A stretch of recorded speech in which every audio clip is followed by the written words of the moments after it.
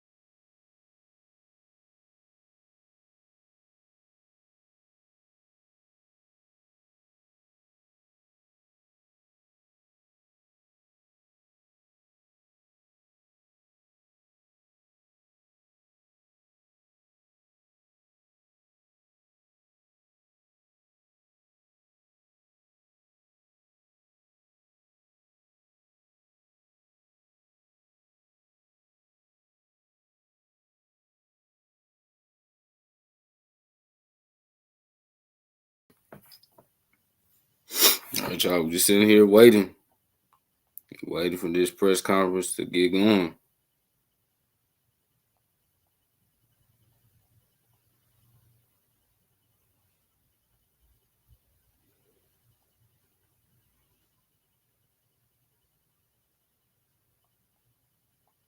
Nothing else to do but just wait. Nothing else to do. So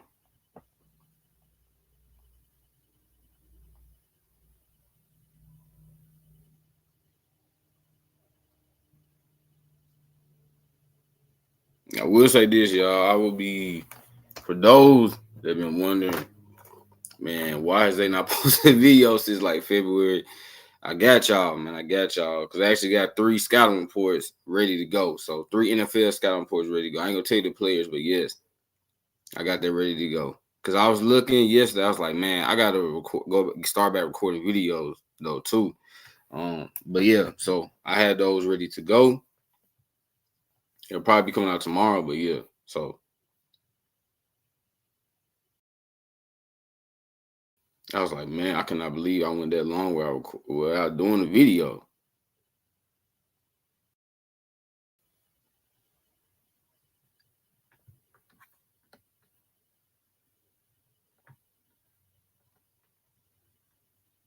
Y'all, we still wait. Wow. Okay. All right, y'all. Just again. Oh my God, legit is ready to start, man. This man is sharp. This how you come. This is how you come. All right, y'all. I just started, so let me get ready to pull this thing up.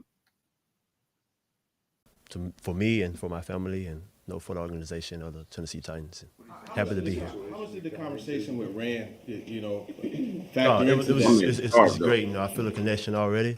I feel like family. He's making me feel comfortable already. In this facility, and it's my first time meeting him and the whole organization. What do you think about the situation you're coming into, L'Jarius, in terms of having a defensive coordinator who was a secondary guy and playing with Chidobe also? What are your Oh impressions? man, I can say we're gonna have something very special. Everybody's new coming into here, and we got enough time to build. To see what we have. You're a guy who's made massive leaps from the time you came into the league. What's been the key in your development to taking those big jumps? Definitely. Each year, man, I go back and I watch my film. Whatever I can get better at, that's what I try to do each year. And this year I'm going to do the same. So what were some of the things that you felt like clicked last year that allowed you to have the season you did? Oh, man, I want to follow the number one guys and the best guys on the field. That's what I want to do. Each year I try to make new challenges, challenge myself. You're coming from a situation where winning has been a part of the culture there for a while. How do you feel like you can bring some of that here? Oh, man, just bring my swagger. Just bring what I learned, what the coaches over there installed in me and bring it here. And I think we're going to be okay. We've obviously all seen you play. What would you say you bring to the field, maybe bring to the team, bring to the... Oh, man, confidence, resiliency, relentless. I'm a hell of a player. I love my game. I don't fear anything. I'm not afraid to lose, but I'm going to win most of my reps. When it comes to your leadership, this is a cornerback's room, a DB's room that has been young for the last couple of years for the most part. What do you feel leadership-wise you can bring to this group? Oh, man, coming from, other team, my last team, and guys I play with who installed in me, I'm still learning myself. I would never stop learning. Still growing and still learning. The guys installed in me what they told me. I'm going to try to install in these guys and bring it here, what I know and what they know and put it together as a whole. Said that your group last year in terms of your defense in Kansas City was the smartest he's ever worked with. How important is that? Not just the skill part, but the the smarts in terms of that position. Yeah, I can say I know what it took. It's not only in the building. We took time out of the building, coming together. As in praying or coming together as one, as a whole, and that's what I'm gonna try to bring here. Just try to pull us together, and I think when we together as a whole, we can play good. Coverage, traveling with receivers, that's something you specialize in. Mm-hmm. I know you went to Spagnuolo and said that's something you wanted to do before the season. Why is it that that's something you take so personally? Oh, man, if I can eliminate one guy, their best player on the field, it help everybody else around us, just like the guys on the D-line. He get to the quarterback, he help us out on the back end. And that's how I feel like I'm is with the corner spot. What is it that allows you to do that so effectively? Because not a lot of guys who go left, right, play the nickel as well. Right, it's all just a mindset, really. You have it in your mind, you can do anything you put your mind to. Sorry to interrupt. Do you expect to be doing that here on a regular basis? Hopefully. Whatever he put me at, I'm going to tell him put me wherever he want to put me. And I'm going to give it my best. How much of an edge do you think that gives a defense if a guy is doing that? Oh, man, it gives the defense a whole lot. If you eliminate their best player, they have to rearrange their offense and, do things that they don't do and, let's mess it up. Calvin Ridley was Last year. Go ahead. Calvin Ridley was one of the guys you matched up with that way last year. What do you think about him? Oh, yeah, man, I can't wait to get to work with Calvin, man. We had words during the game. He's a hell of a wide receiver, I don't think nobody else running routes like that guy.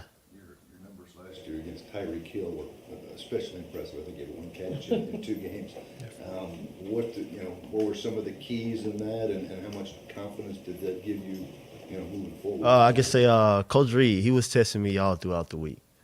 I think he was just trying to get me fired up. He was sending me all of the mess they was talking, everything they was saying about me. I use that as motivation. I don't be on the media looking at what people saying about me because I don't get into that. But, Coach Reed was sending it to me, get me fired up, and, I was taking it to the heart.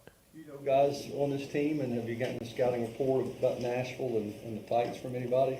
No, sir, I haven't. You know anybody on this team? I know a couple guys. I know Jeff. I know Cheeto. You said you want to win after your rep. And you talked about Calvin, but who are you going to look for every day in practice first, DeAndre or Calvin? Both on great receivers, so whoever line up in front of me, that's who's gonna get the work. You able to wear that suit in Kansas City and tell us a little bit about the colors and how you? Yeah, man, no, I can't wear this at Kansas City's. Yeah, I had to step out, a little bit harder than what I usually do. Going from Coach Merritt to here, with Denard Wilson, Steve Jackson, Chris Harris, what do you know about those guys? And just if you've talked to Wilson already, how do you like the energy that he? Oh man, I love the energy. He seems like he's my type of coach, as if being aggressive. And, that's what I like to do. I like to put my hands on guys, like to be in their face and just be aggressive with guys. They throw everything off timing and all. Spags is really aggressive with DB blitzing as well, trying to get after the quarterback in that way. How much does that, suit your skill set? And is that something you want to do more of here in Tennessee? I know not quite as much last year. Oh, yeah, just like I told Spaz, just throw me on the field. Just like he did, he threw me at nickel out of nowhere mid-season, and I didn't know anything about it. And, I just executed it and played my best. You're a fourth-round pick at Louisiana Tech. How did the confidence build over the years that you could become the cornerback that you Yes, I say the confidence built over the years. It got better and better over the years, I can say. Coming as a low draft, from a small school, everybody didn't believe in me. And, but I stayed down and kept working.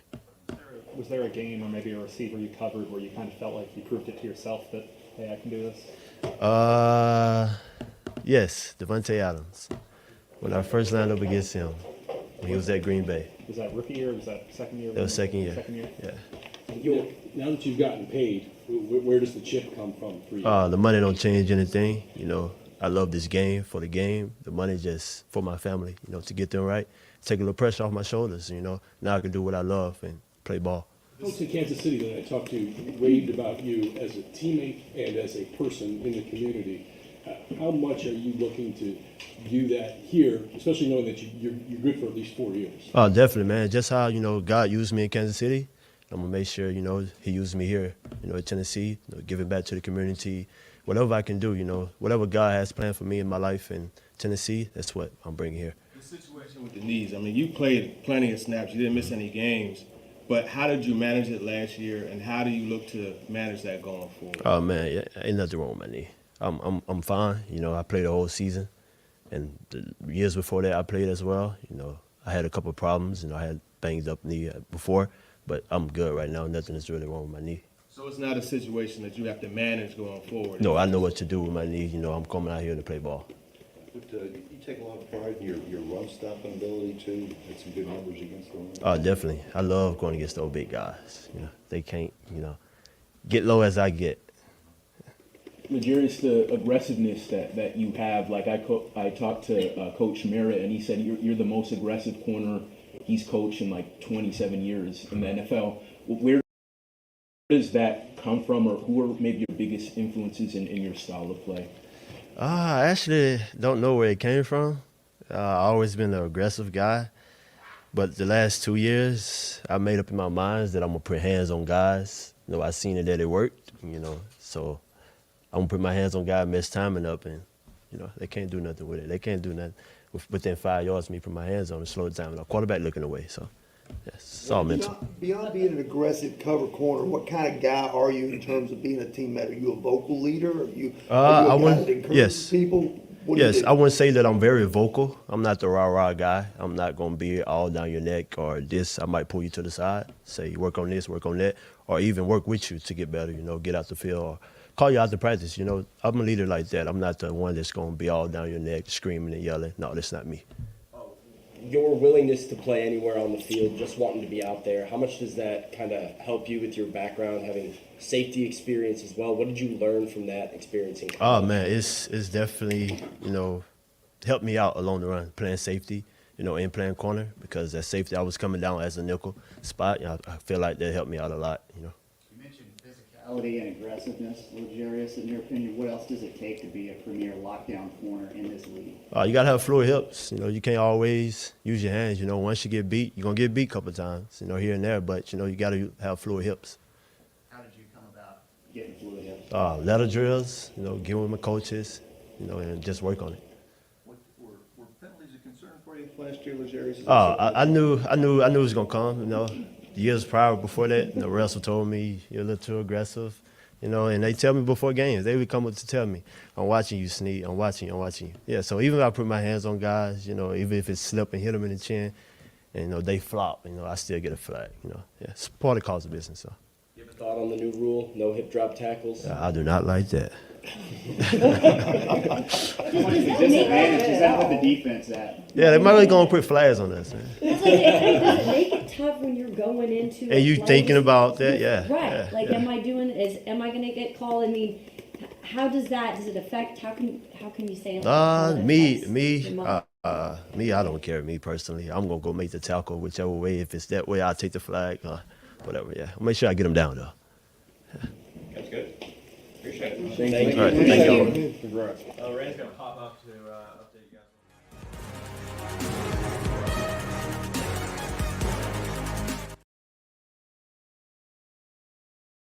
All right, y'all. So that was L'Jarius Sneed, and wow, okay, Rand's doing the press conference. Okay, all right, I got to be quiet then. I did not know Rand Carthon. All right, No, I can't pull that off. I like this though, but I didn't know he was a going to lot do the more press lean conference. than I am.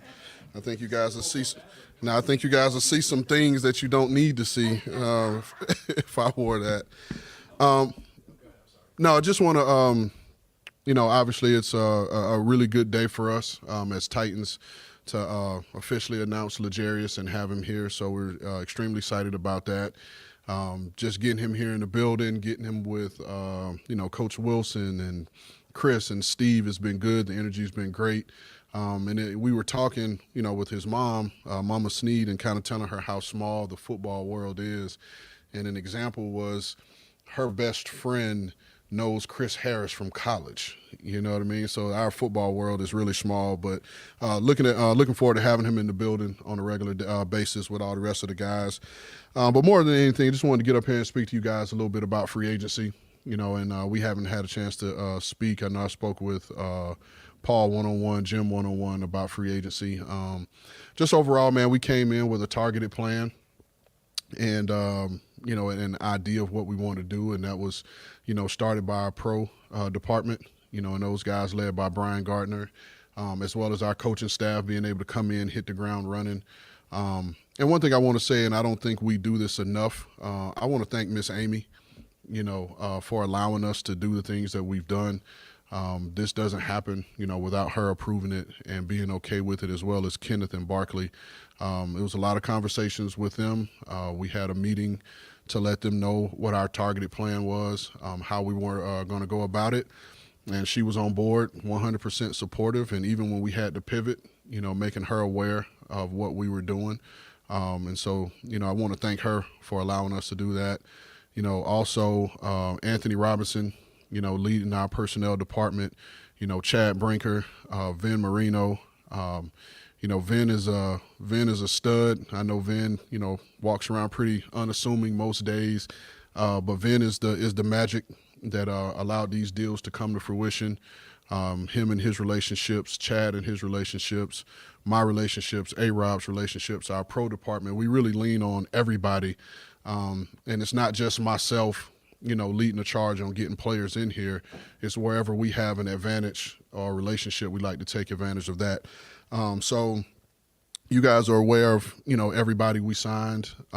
Glad to talk about those guys and, in particular, if you guys have questions. So just open it up to you guys. How much does the signing or the trade and signing of Sneed move the needle for you this year? I mean, that seems to be a very large piece to this equation. Yeah, I mean, it helps us tremendously out from a coverage standpoint on the back end. And, if you guys know Denard and what he wants to do, I think the guys that we signed in Cheeto and LJ, I think they both, fit what he wants to do from a coverage standpoint. And then having Roger here, Roger's played outside, he's played inside, and so he fits as well. So it gives us, a legitimate, top three out of the gate, and we're going to continue to add guys. We're going to expect guys that were here last year to step up, and earn those other spots. But we're bringing in scheme fits for what we're going to do defensively. Do you expect this group to be the best secondary in the league? That's up for them to decide. We paid a lot of money to get those two guys on the outside, so I expect those guys to play, really well. But I know one thing is that they'll be coached extremely hard. They'll be really detailed in the way they approach it. So I expect those guys to play well this year. With how this defense has been built, how are you looking at the pass rush? Is this a situation where it's like the secondary, they're going to be strong from the back end to the front end? Like, how do you address that? No, we want to build a complete defense. In the past, we've had our strength be up front, and that's kind of shifted right now, but we're still looking to address those positions as needed. From a free agency standpoint, free agency is open. It's not over. So we're going to continue to look, and then obviously we got the draft, which is taking our focus now. So we're going to continue to look to add, up front on all sides of the ball, but we're still working on that. You said that I think we told Jim and Paul about you wanted to re-sign Danico and wanted to re-sign Alshire, I'm assuming at the right price. But once you didn't get those guys, you went out and got Ridley. Was that what you were talking about as a pivot, or could you have made all of that happen? There was a scenario that Vin and Chad put together where we could have assembled the Avengers, but we wouldn't have had money to sign our draft class or do anything else. So those were scenarios. But Danico and Aziz were two vital members, of our team.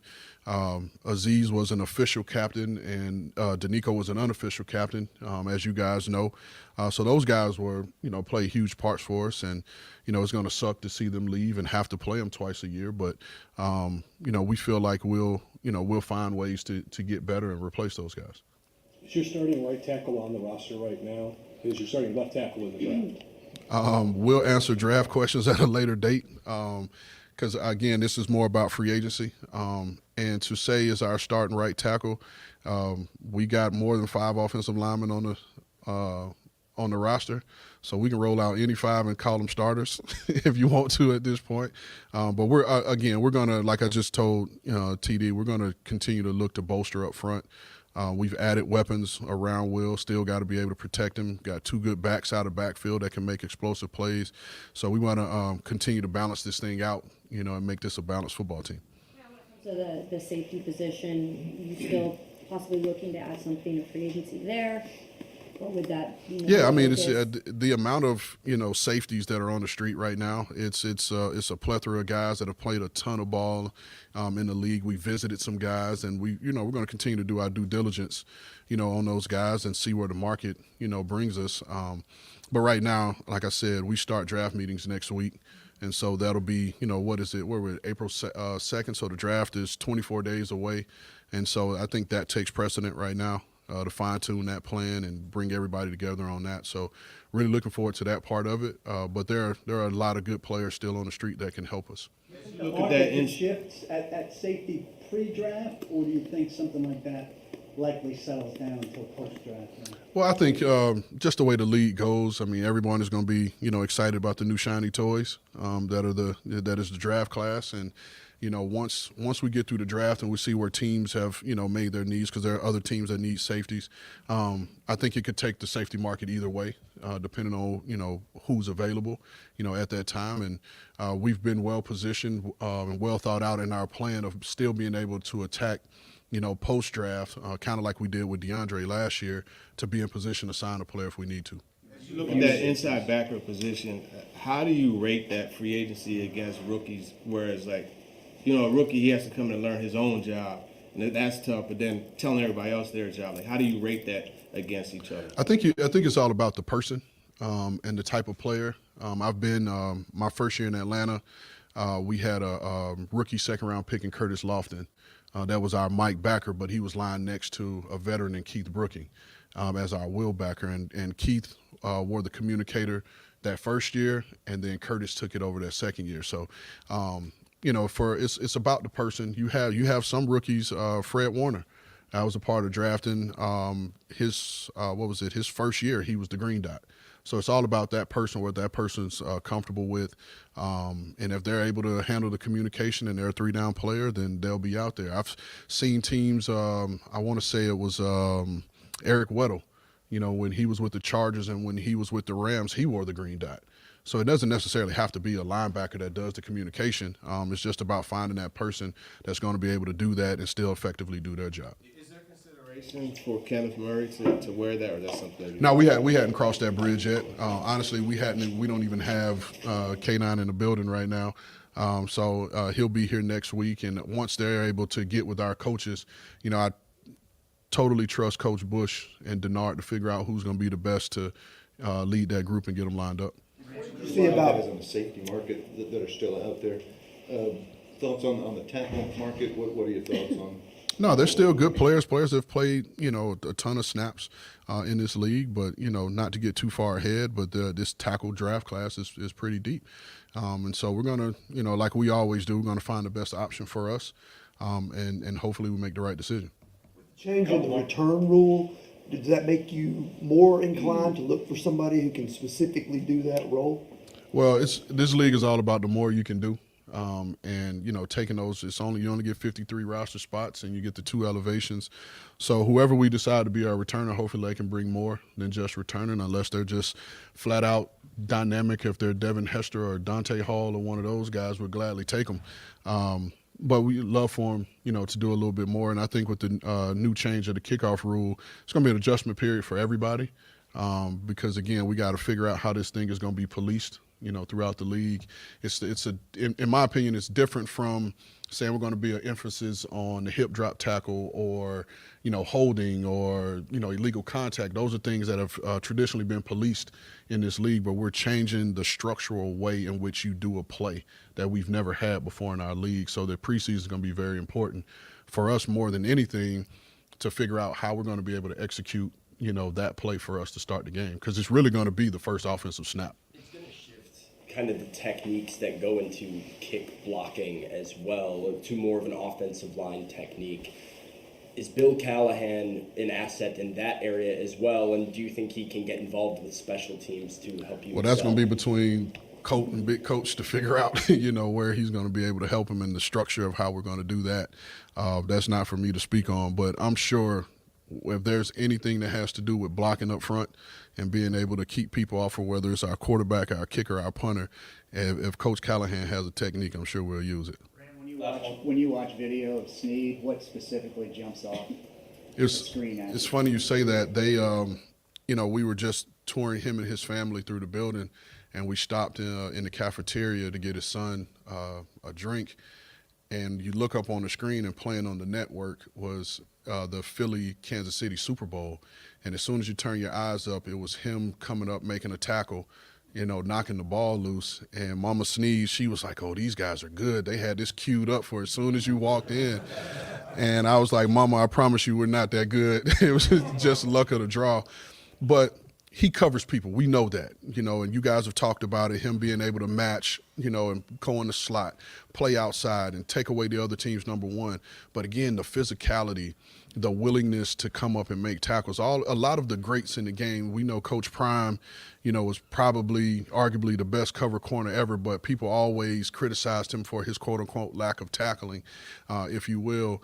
But what he brings to us in LJ and what Cheeto is going to bring on the, on the opposite side are two guys that, like I said before, I couldn't remember if it was with Jim or with Paul, a lot of the run game is this toss crack game, right? Because now these corners can't come and cut the lineman, underneath. You have to be physical and be able to set the edge and, force it back to the stack. And we have two corners now that are physical, that'll put their face on people setting the edge and send it back to guys like Jeff and Kenneth and all our guys coming in, running, chasing the ball. So that's an impressive part, about his game that I think that really stands out.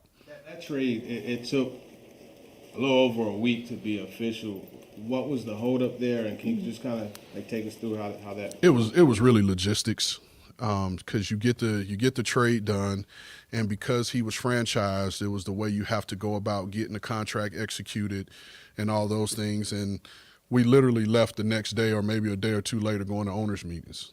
And so we had other options that we could have done, but it was more of a logistical thing. It had nothing else to do with anything other than us not all being in the same spot, Kansas City not all being in the same spot. So it was more logistics than anything. One more question about Cal, if I could, Calvin Ridley. He missed a lot of ball previous 2 seasons before last year. What did he do last year to convince you that he was worth the investment? I mean, Calvin, I think LJ said it. He's one of the better separators in the league. I had a moment last offseason in our courtship, of Hop. And a bunch of those guys were out in Arizona working out, and it was Ridley, and it was Debo Samuels, and it was D Hop. And so all these guys were working out. And the consistent thing you heard out of Arizona was everybody was stealing tricks from Calvin, a guy that had been out, a year, and everyone was talking about how legit that he looks and how they were, and these are all Pro Bowl players saying they were taking tools out of his bag, to help their game. And then to actually see that translate in the season, him being able to get open, separate, his speed, and his ability to track the ball, like those things stand out. And so to actually have the opportunity to even consider him was something that we had a part of our plan, but it was in our mind, really, it was more of a pipe dream. Like, can we afford these guys and get, Ridley? And it initially started with a conversation with myself and Chad. And I won't go into the details of how that conversation started. I'm laughing because Chad's over here and he knows it. But it was one of those things where we agreed to talk the next day. Let's just say it that way. Like, let's just talk about it in the morning. And then it led to a conversation with myself and Callie that same night.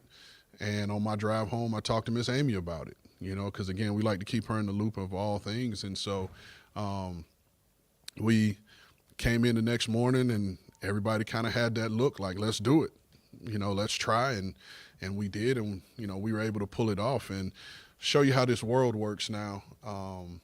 We get the deal done. The deal gets agreed to. So we're in the office, we're having a moment. And, in this particular moment, it was myself, it was Chad, it was Callie, and Nick Holtz. So we're high-fiving and bro-hugging and doing all of that. And so we were like, hey, let's get Calvin on the phone. Let's congratulate him. So we literally, this is all happening within 90 seconds. We call Calvin, we're FaceTiming him, and we're excited, and he's excited. And then my phone beeps, and it's Miss Amy. And I pick up the phone, and I'm like, hello? And she's like, is this true? And I'm like, is what true? And she was like, did we just get Calvin Ridley? And I'm like, what the hell? Like, is it out already? It's been like, I was like, we're on the phone with him right now, congratulating him that we got this done. But it just kind of shows you just the level of our teamwork, and making it happen and getting it done. And like I said before, it's not about me. It's not about Callie. It's not about any one individual in our program. It's just about who gives us the best advantage to get something done that's going to make us better. And that's the route we go. Appreciate it. Yep. Appreciate it. All right, y'all. Well, that was a nice surprise, wasn't it? We knew we were going to hear from L'Jarius Sneed, and we just heard from our GM, Rand Carthon. And let me tell y'all something before I get up out of here. Y'all, as I've said time and time again, it's an exciting time to be a Tennessee Titans fan. I mean, you can just feel the energy coming from the building. You can tell by the way that the guys we signed a free agency, traded for L'Jarius Sneed, just the way that they already said they feel the family environment. They feel the love that they're getting from the team and from the city of Nashville already. Y'all, that says a lot. Like, literally, that says a lot because these guys have not even played a game for us yet, and they already said they feel the love, they feel the family environment. And that just goes to show you what we are building here is something that we probably have never seen before, ever, y'all, seriously. And it's a new era, a new time for us as Titans fans. And shout out to Rand Carthon, to Brian Callahan, to Miss Amy, to Nick Host, to all those guys, y'all, because this is really about to be fun. I mean, seriously, it's about to be a very, very fun time. I cannot wait to see these boys get ready. As y'all know, next Monday, I believe, is when they're gonna start some little mini camp things. So you probably won't see a lot of people excited about that, but I am. Y'all, I'm super excited about those mini camps, okay? Normally, I'm not excited about it, but this year, I'm super excited because of the way this team is looking, the vibe that's around the team, y'all. I mean, my gosh, I'm so fired up. And I know y'all as Titans fans are fired up because, y'all, we have been wanting a team that we felt like could compete for years and years and years to come, okay? And we have not had that. Even like in 2019, y'all, let's be honest, we got lucky, okay? We started year 2-4, and we miraculously made a run to the AFC Championship game.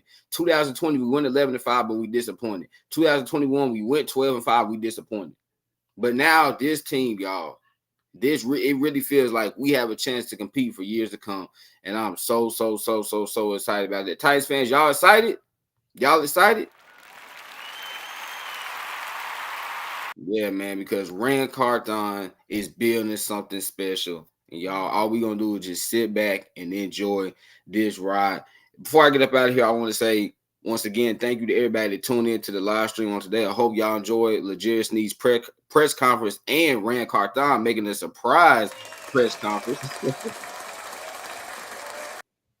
I also want to say, y'all, that probably at around 4 p.m. Central Standard Time, I'll be back on here live to do some NBA talk. I posted in the community tab, but for those that might not have seen it yet, do some NBA talk just to kind of talk about the teams that are hot, the teams that are kind of falling as we get close to the NBA playoffs. As y'all know, the playoffs start April 20th. So, y'all, I mean, it's fast approaching. So, yeah, we'll do that. And also, y'all, I don't know this for a fact yet. Okay, don't quote me on this. But I might be able to go live for the McDonald's All-Americans games. Y'all know the women's game come on at 5:30 p.m. Central Standard Time. And I think the guys, they come on at 8 p.m. Central Standard Time, if I'm not mistaken.